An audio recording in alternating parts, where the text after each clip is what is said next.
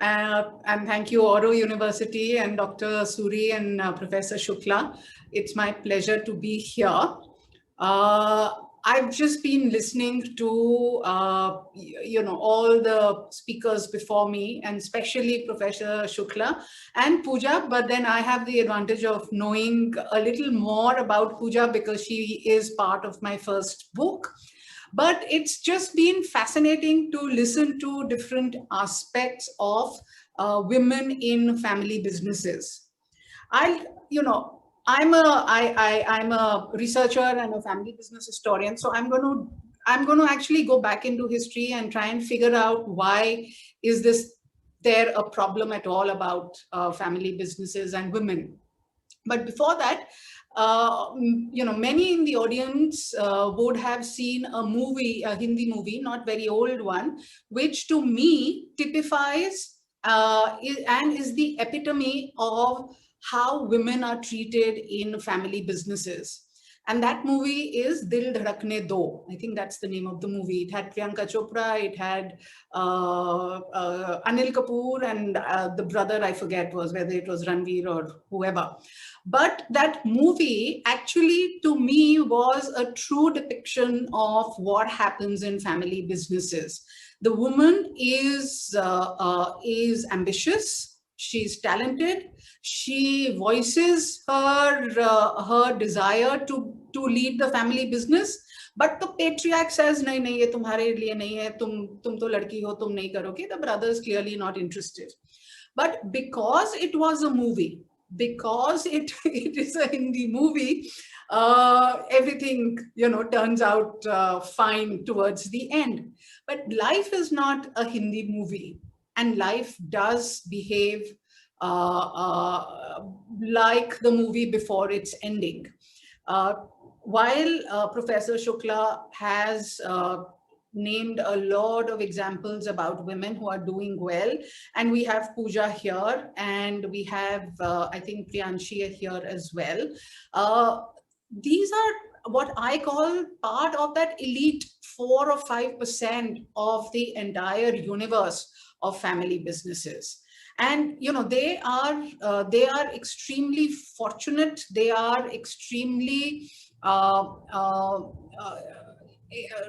fortunate is not the word that I use, but maybe they don't realize it themselves, but they are actually role models for thousands and millions of other women, both professional and business owners, because they actually have stepped out and are leading their respective businesses. Now, Professor Shukla went into some bit of reasons why the more women are rising in and they're taking charge of family businesses. But I'd like to go back and see how did this problem, why is there a problem? So one is a societal problem that women, of course, have been told through centuries that तुम्हारी जगह जो है वो घर में है, बाहर निकलने की तुम्हारी जरूरत नहीं है, और ये काम तुम्हारे लिए नहीं है, ये काम तुम नहीं कर सकती हो.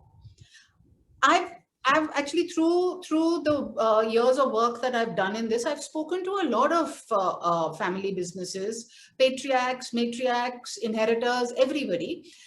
And while they haven't said it in so many words, my analysis is as follows.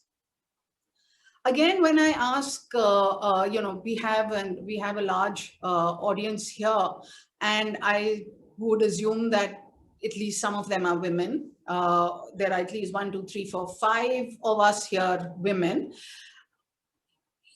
Typically in a family, what happens, and it doesn't matter what kind or what economic class family it is, but typically when a woman is about to, or when a girl is about to get married and her trousseau is being prepared, and the mother has all her pushteni jewelry, and she takes that out, she gets some more, and she gives it to her daughter. But she also says कि बेटा देखो एक बात ये सुनो, ये सब जो है ये तुम्हारा है, ये jewelry तुम्हारी है, इसका ख्याल रखना, and just make sure that your in-laws don't get hold of it.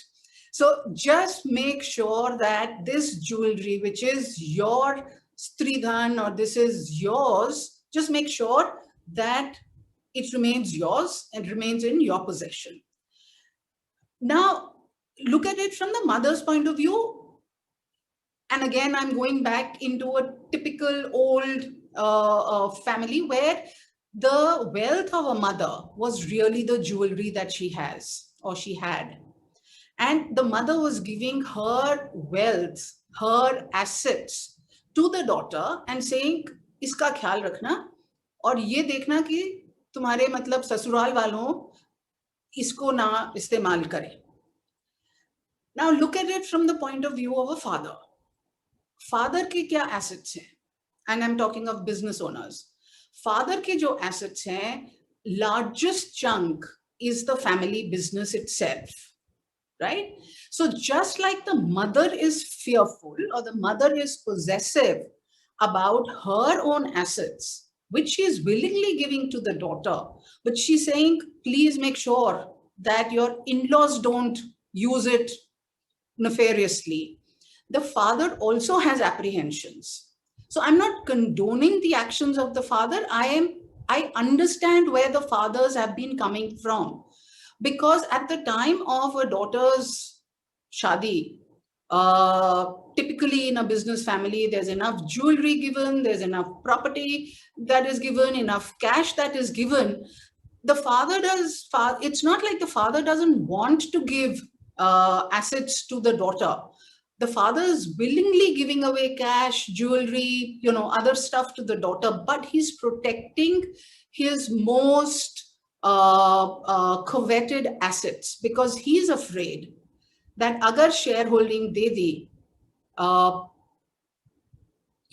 if the in-laws fall on a bad time or if the in-laws turn out to be not very good, then he stands to lose his precious assets. Now that to me, that has been the understanding after speaking to a lot of people. And therefore, I understand where the fathers are coming from. However, now with the Hindu, the Property Act and all of that, things are changing. Also, as Professor Shukla mentioned, earlier it was common for large well-to-do families to have 5, 6, 10, 11 children. And the probability of all of them being girls was very little, so they had to be a boy. So it was understood that the boy is going to take care of the family business. That whole family structure has broken down. Even the most well-to-do families, I mean, the Ambanis have 3 children, the Piramals have 2 children. You look at whichever, they have 2, 3, at most 4 children. And this whole bit of education and access to global education has also changed the views of the who I call are the inheritors. The patriarchs may still remain rooted in their own traditional stuff, but it is the inheritors who, because they've had access to the best education around the world, their whole worldview has, and they are aware of examples in other countries where women are taking charge. And also sometimes poor parents don't have a choice because, and I don't mean to be sexist here, please, but if they have only daughters, they either get an outsider to take over the business. They, even the son-in-law is technically an outsider, or they make sure that the children, their daughters, do well. There are very few examples like we have of Pooja, where in spite of a son being part of a family, it's the daughter who's chosen to work with the family. So this has been, these are some of the reasons that I wanted to share with all of you. Now, looking at, coming to the daughters. Now, it's not really necessary that every daughter will have interest in the business. It's okay if the daughter doesn't have an interest in the business. It's absolutely okay. Just like it's okay if the son doesn't have an interest in the business. But if the daughter has an interest in the business, I think the onus is as much on her as much as it is on the father. And it doesn't work in isolation. You can't have only a daughter who's interested and the father who's not interested, or a father who's interested but the daughter's not interested. It has to be an effort of both of them. And if the patriarch does want the daughter to be part of the business, then he has to start the messaging right from childhood. Right from the time when the daughter is even 4 years old. I know of family business owners who take their daughters to the office, even to the factories, right from their childhood. It is their way of initiating the daughter into the business. It is their way of getting the daughter to have an emotional attachment with the business. Because unless you have an emotional attachment with the business, you're not going to feel the need to come back and join the business. A lot of patriarchs make a mistake, whether it's with a boy or a girl, is that for the first 14-15 years of the child's life, they say, beta, beti, don't worry, hum hai na, you don't have to come to the office. Arey, why are you spending your afternoon coming to the factory? Jao, be with your friends and, do whatever you want to do. And then suddenly when the child is 16 years old or 18 years old, the patriarch says, acha chalo aao, ab kaam pe aao. And this poor child is totally amazed कि भाई हमें अभी तक तो बोला था कि जो मन में आए करो, and now you want us to come and join you in the business. Go to that stupid factory. I don't want to spend my time in the factory. So the patriarch actually cannot blame anybody but themselves if they don't build enough emotional engagement with the business.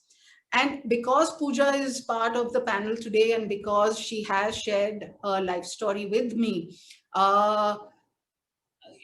she wanted to spend more time with her father, and therefore she started going and sitting in that hot and dusty storeroom, and just so that she could be there.